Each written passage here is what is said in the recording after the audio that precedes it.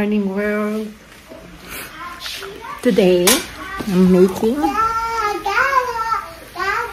making homemade spaghetti sauce. Mag-spaghetti kami today. Of course, with giniling. Pero yung sauce muna inaano ko, kinigisa ko. Then, ibe-blender ko. And then, the giniling saute ko. And then, magluluto na ako ng noodles. Tatakpan ko to.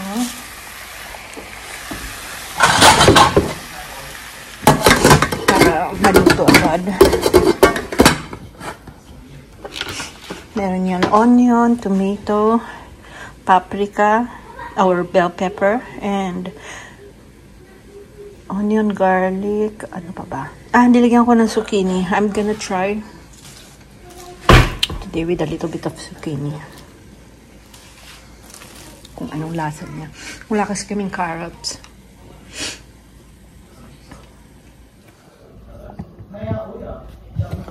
Chachak ko na yung mga ingredients para sa pag-saute ng giniling.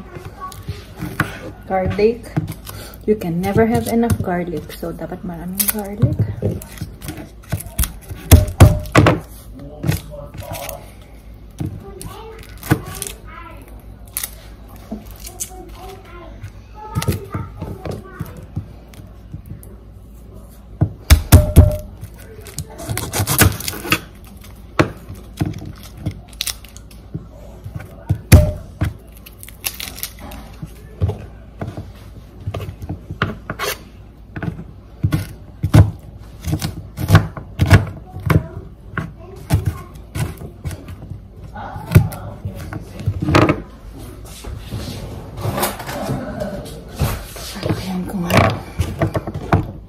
Mag-grind.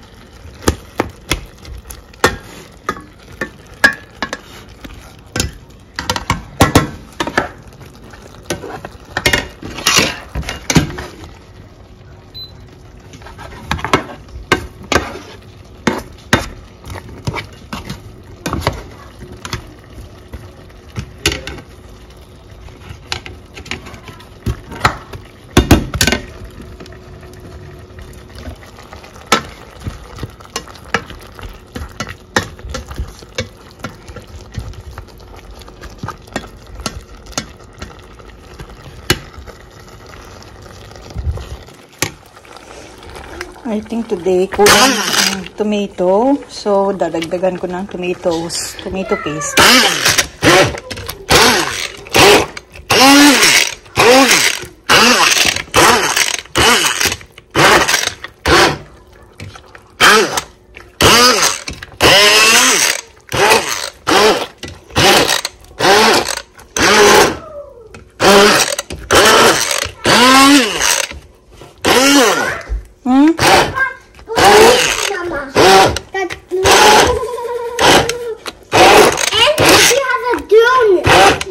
Yeah, yes.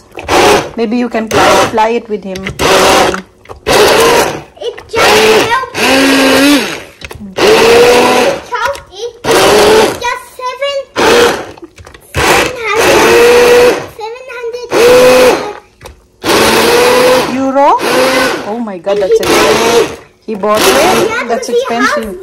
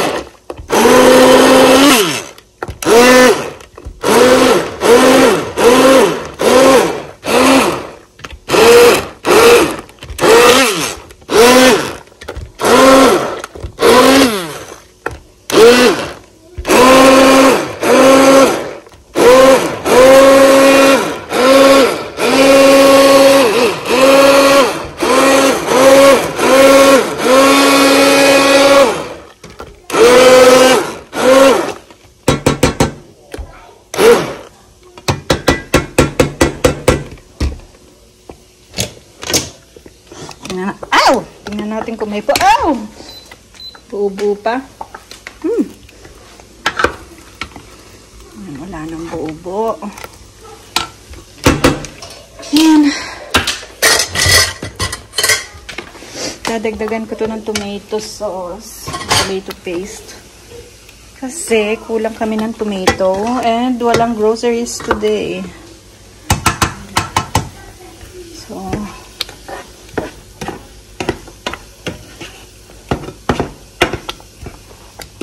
ano ba yan? Tumatalsik. Okay. So, I'm putting tomato paste nga. Kasi, kulang ang tomato ko.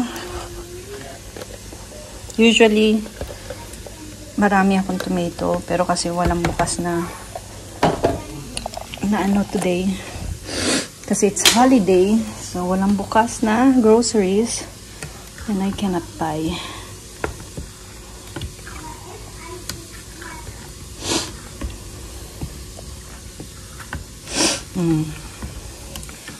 Mukhang spaghetti sauce na. Kulang na lang. Ilalagay ko pagkaluto na ito. Tsaka yung giniling. Then, I will cook the pasta.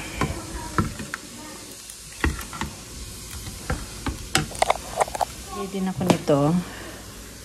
Puerto de Provence.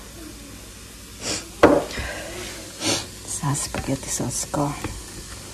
Naglagay din ako ng crushed herbs, salt with herbs.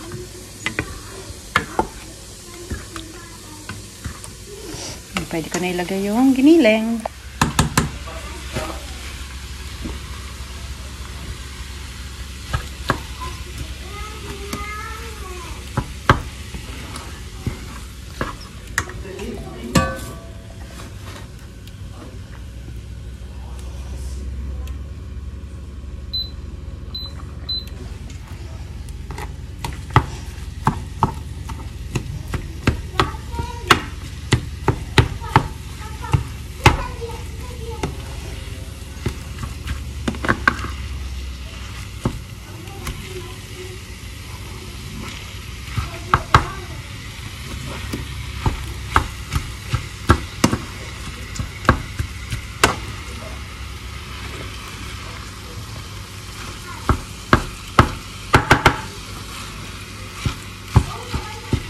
Usually, yung sauce ko nilalagyan ko rin ng carrots. Carrots, bell pepper. Para it helps na medyo matamis. Wala kaming carrots also. Kaya dinamihan ko na lang ang onion. Garlic. At isang bell pepper and zucchini. First time ko nilagyan ng zucchini, so I don't know kung okay ba.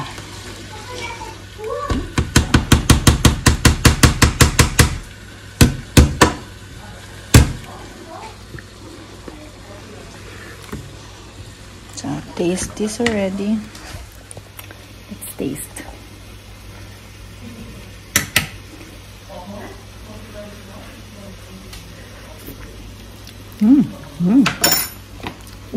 Sarap. Pero hindi pa tapos.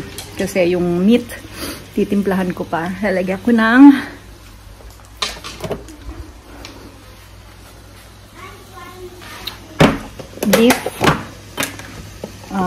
beef cubes. Ng beef cubes. Para malasa.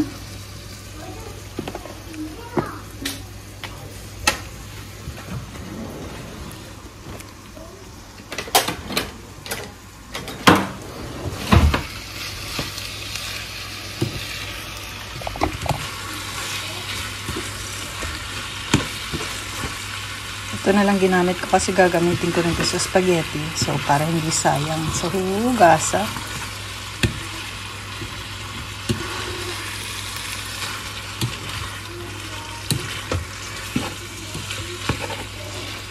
Hahaliin ko muna ito ng maigi, guys. So, I'll update you kung ano pang ilalagay ko. So, I think luto na ito. Luto na siya. So, I'll put it here ready. Para sabay na silang maluto. If I see na wala ng raw giniling, I'll put it there now. Okay. So, I will need both my hands. So, I'll show you when I already put it here.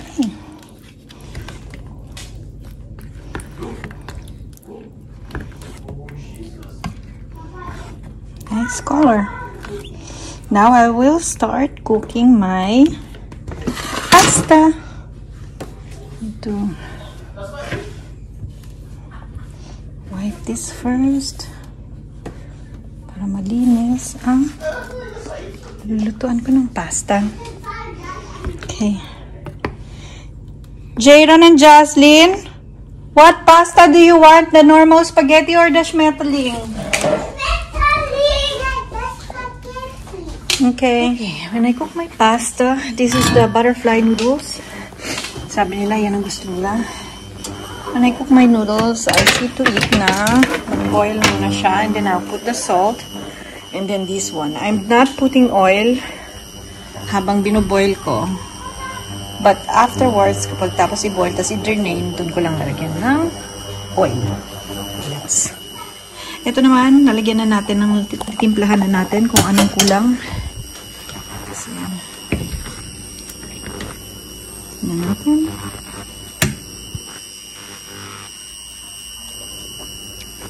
Actually, ang sarap na ng ganito. Kahit wala na masyadong lasa. Nailagay.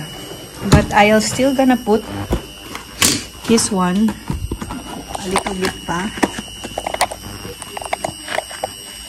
A little bit pa. Oops, nahulog. Ay, nahulog. And I'll put tomato sauce, tomato ketchup, tomato dapat. Para may onting asim. Hindi masyado maasim yung tomato paste. And I'm gonna put also, para matamis, para magustuhan ng mga bata, banana ketchup.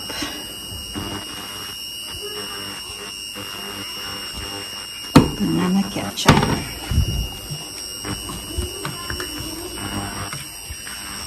Try nyo to guys. Ang sarap ng spaghetti pagka ganun. So that's how I made my spaghetti sauce.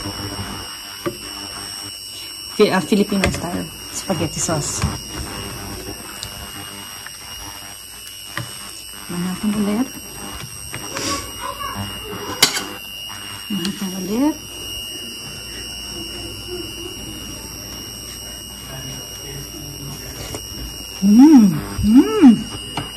Perfect. Ang sarap. Ang sarap. Sarap. Lagyan pa natin ng filter salt. Para perfect na siya. Sa inyo. Salt siya na merong mga herbs. Pa? Can you try the spaghetti sauce? Siyempre, papatry natin kay Papa. Para makita kung sakto na ang lasa. Okay guys, so it's boiling na. I put salt. I put salt na. Kahit gaano karaming salt. Doesn't matter. Oopsie. Then I put the spaghetti, the butterfly noodles.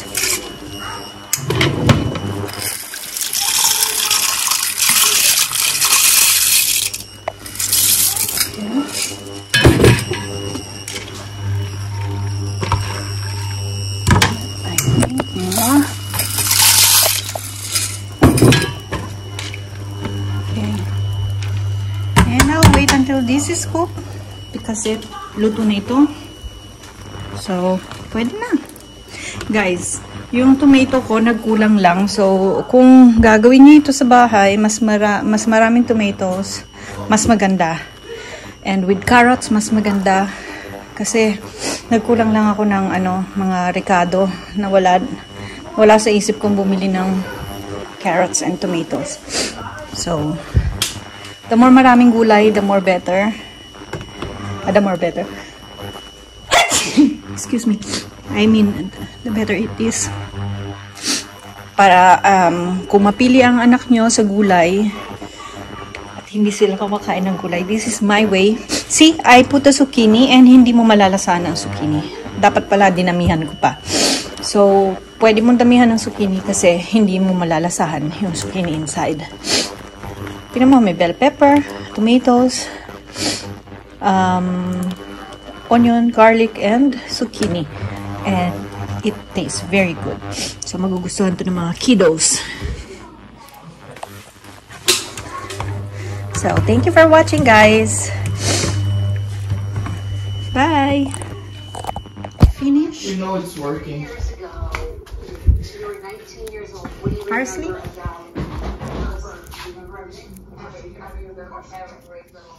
So, this is the finished product. Outside, itadakimasu.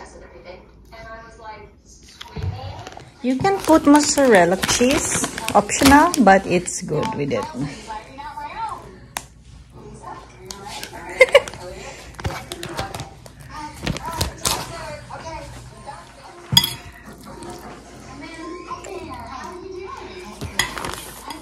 Sarap. Taste mo pa.